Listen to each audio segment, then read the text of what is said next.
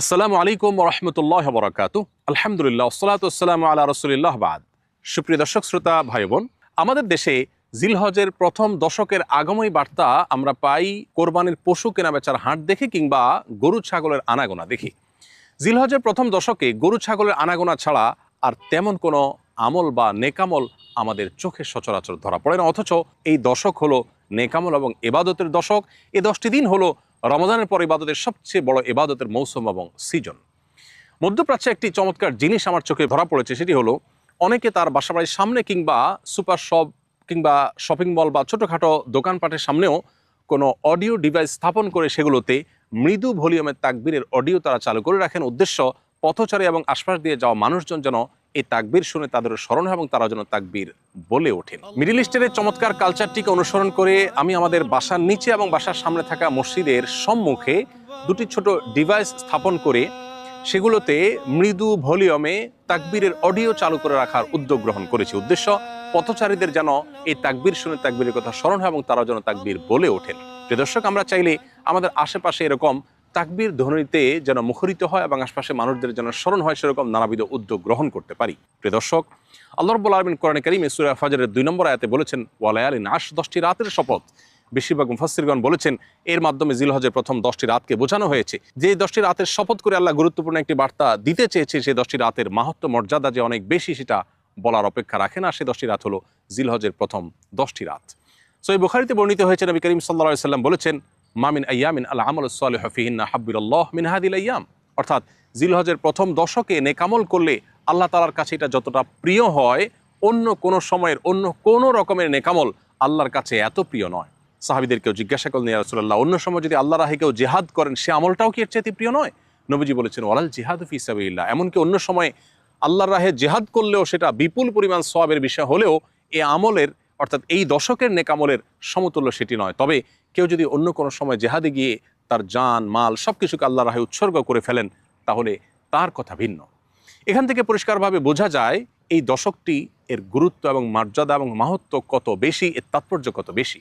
প্রিয় দর্শক, এই দশককে ঘিরে কোরবানি ছাড়া বা কোরবানির প্রস্তুতি ছাড়া আমাদের সমাজে অন্য কোনো আমল দেখা যায় না। এটি দুর্ভাগ্যজনক একটি বাস্তবতা। তাই আসুন জিলহজের এই দশককে আমরা আমল, ইবাদত এবং নেকামল দিয়ে সাজাবার চেষ্টা করি। বিশ্ববিখ্যাত হাদিসবেত্তা হাফেজ ইবনে হাজার আল আসকালানী রাহমাতুল্লাহি আলাইহি বলেছেন, জিলহজের প্রথম এই 10টি দিনের গুরুত্ব এবং তাৎপর্য এত বেশি হওয়ার কারণ হলো ইসলামের যত নেকামল এবং ইবাদত আছে, মৌলিক ইবাদত এবং রোকন আছে, সবগুলোর সমাহার এবং সম্মিলন শুধু এই দশকেই সাধারণত ঘটে। এই দশকেই রয়েছে ইসলামের সমস্ত মৌলিক ইবাদতের নজির বা দৃষ্টান্ত। ঈমান সারা বছর জুড়ে আমাদের রাখতে হয়, এই দশকেও থাকতে হয়। ঠিক একইভাবে 5 ওয়াক্ত সালাত অন্য সময় আছে, এই দশকেও আছে। যাকাত অন্য সময়ে আদায় করা যায়, এই দশকেও আদায় করা যায়। সিয়াম বা রোজা রমজান মাসে আমাদের রাখতে হয়, এই দশকের 9 তারিখে এবং প্রথম 9 দিন জুড়ে রোজা রাখার নির্দেশনা রয়েছে। অতএব রোজার নমুনা বা আমলও এখানে আছে। কোরবানি তো এই দশকেই শুধু করা যায়, অন্য সময় চাইলেও করা যায় না। আর হজ এই দশককে ঘিরেই মূলত হজের ইবাদত গড়ে উঠেছে বা হজের ইবাদত সম্পাদন করতে হয়। ঠিক এভাবে ইসলামের মৌলিক সমস্ত ইবাদতের সমাহার এই দশকে পাওয়া যাওয়ার কারণে এর গুরুত্ব অনেক বেশি। প্রিয় দর্শকের জন্য আসুন এই দশককে আমল এবং ইবাদত দিয়ে আমরা সাজিয়ে তোলবার চেষ্টা করি। জিলহজের প্রথম দশক উপলক্ষে একজন ইমানদারের যে সমস্ত করণীয় হতে পারে তার মধ্যে সর্বপ্রথম হলো যত রকমের নেকামল এবং ভালো কাজ হতে পারে, ইবাদত হতে পারে, আল্লাহ সন্তুষ্টির কারণ হতে পারে, এই সবগুলো দিয়ে এই দশকের দিন এবং রাতকে আমরা সাধ্য অনুযায়ী সাজিয়ে তোলার চেষ্টা করি। কারণ এই দশকের নেকামল আল্লাহর কাছে সারা বছরের যে কোনো সময়ের যে কোনো নেকামলের চাইতে প্রিয়। অতএব আমলের এই মৌসুমকে নেকামল দিয়ে আমরা ভরিয়ে তোলার চেষ্টা করি। 5 ওয়াক্ত ফরজ নামাজ তো বিশেষভাবে গুরুত্বের সাথে আদায় করবই, পুরুষরা জামাতের সাথে, মহিলারা যথাযথভাবে যথাসময় আদায় করব। এর বাইরে নফল রোজা, নফল ইবাদত এবং অন্য সমস্ত নেকামল দিয়ে আমরা সাজাবার চেষ্টা করব। দ্বিতীয়ত, পাপ এবং গুনাহের কাজ সারা বছর জুড়েই একজন ইমানদারের জন্য ক্ষতিকর, ধ্বংসাত্মক। এই দশকে ইবাদত এবং নেকামলের মৌসুম হওয়ার কারণে বিশেষভাবে পাপাচার থেকে বেঁচে থাকার আমরা চেষ্টা করব। তৃতীয়ত, এই দশক জুড়ে আমরা বেশি বেশি আল্লাহর জিকির এবং স্মরণ করবার চেষ্টা করব, কারণ সূরা হজের 28 নম্বর আয়াতে আল্লাহ তাআলা সেই নির্দেশনা আমাদেরকে দিয়েছেন। অতএব যতভাবে আল্লাহর জিকির হতে পারে, আল্লাহর স্মরণ হতে পারে, এই দশক জুড়ে সেটা আমরা আল্লাহর উদ্দেশ্যে নিবেদন করব। চতুর্থত, যাদেরকে আল্লাহ তাআলা তৌফিক দিয়েছেন তারা এই দশকে হজ করবো ইনশাআল্লাহ। 5 নম্বর হলো যাদেরকে আল্লাহ তৌফিক দিয়েছেন তারা এই দশকের 10ম দিনে অর্থাৎ কোরবানির দিন আমরা কোরবানি পেশ করব আল্লাহর উদ্দেশ্যে।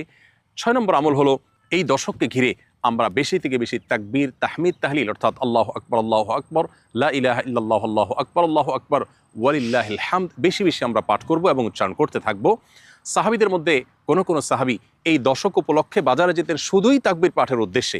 কিছুটা সরবে বা উচ্চ কণ্ঠে তারা তাকবীর পাঠ করে অন্যদেরকে স্মরণ করাতেন, যাতে তাদের তাকবীর শুনে অন্যরাও তাকবীর পাঠ করেন। কতটা গুরুত্বপূর্ণ হলে এই দশকে তাকবীর দ্বারা পুরো পরিবেশকে মুখরিত করবার চেষ্টা সাহাবীগণ করতেন। অতএব এই দশকের দিন এবং রাতকে আমরা সাধ্য অনুযায়ী নারী পুরুষ সবাই, নারীরা নীরবে, পুরুষরা যেখানে সরবে দরকার হয় সেখানে সরবে, যেখানে নীরবে হয় সেখানে নীরবে তারা বেশি বেশি তাকবীর পাঠ করব। 7 নম্বর আমল হলো এই তাকবীর, অর্থাৎ আল্লাহু আকবার, লা ইলাহা ইল্লাল্লাহ, আল্লাহু আকবার ওয়ালিল্লাহিল হামদ। এটি জিলহজের 9 তারিখ বাদ ফজর থেকে নিয়ে জিলহজের 13 তারিখ আসর পর্যন্ত এই দিনগুলোর প্রত্যেক ফরজ নামাজের পর নারী পুরুষ সবাই যার যার অবস্থান থেকে একবার করে আমরা পাঠ করব। এটি হলো বিশেষভাবে এই তাকবীর পাঠের আমল। সাধারণভাবে পুরো দশক জুড়ে আর বিশেষভাবে 9 থেকে 13 জিলহজ পর্যন্ত এই তাকবীর পাঠ করতে হবে প্রত্যেক ফরজ নামাজের পরে। 8 নম্বর আমল হলো যারা কোরবানি করার নিয়ত করেছেন, কোরবানি করবেন ইনশাআল্লাহ, তারা জিলহজের চাঁদ উদিত হওয়ার পর থেকে নিয়ে কোরবানি পর্যন্ত এই সময়টুকুতে চুল, নখ এবং শরীর অবাঞ্ছিত লোম ইত্যাদি কাটা থেকে বিরত থাকবেন। অর্থাৎ জিলহজের চাঁদ ওঠার আগে আগে এগুলো কেটে শেষ করবেন এবং প্রয়োজন হলে কোরবানির পরে করবেন। এর মধ্যবর্তী সময়ে এগুলোতে আর হাত দিবেন না বা কাটবেন না। 9 নম্বর আমল হলো জিলহজের 9 তারিখে রোজা রাখা। পৃথিবীর বিভিন্ন প্রান্তে ছড়িয়ে ছিটিয়ে থাকে যে সমস্ত মুসলমানগণ আরাফায় যেতে পারেননি বা হজ করতে পারেননি, তারা জিলহজের 9 তারিখে যদি রোজা রাখেন, নবী করিম সাল্লাল্লাহু আলাইহি সাল্লামের ভাষ্য অনুপাতে 1 বছর পূর্বের এবং 1 বছর অগ্রিম, অর্থাৎ পরবর্তী 1 বছর যদি আল্লাহ তাকে বাঁচিয়ে রাখেন, তাহলে সেই বছরের গুনাহ অর্থাৎ সগীরা গুনাহগুলো আল্লাহ তাআলা মাফ করে দিবেন। এজন্য জিলহজের 9 তারিখে বিশেষভাবে নফল রোজা রাখা, এবং অনেক ওলামা ইকরাম বলেছেন জিলহজের 1 থেকে 9 তারিখ পর্যন্ত, যেহেতু আমলের দশক, অতএব এই 9 দিনই রোজা রাখাটা বিশেষভাবে নির্দেশিত যদি তৌফিক হয়। 10 নম্বর আমল হলো জিলহজের 10ম তারিখ অর্থাৎ ঈদুল আজহার দিনে সাধ্য অনুযায়ী ঈদুল আজহাকে ঘিরে যে সুন্নাহগুলো আছে সেই সুন্নাহগুলো বিশেষভাবে পালনে সচেষ্ট থাকা। প্রিয় দর্শক, জিলহজের প্রথম 10টি দিন ইবাদতের অত্যন্ত অবহেলিত, অথচ কোরআন এবং হাদিসের দৃষ্টিতে অত্যন্ত তাৎপর্যপূর্ণ মৌসুম বা সিজন।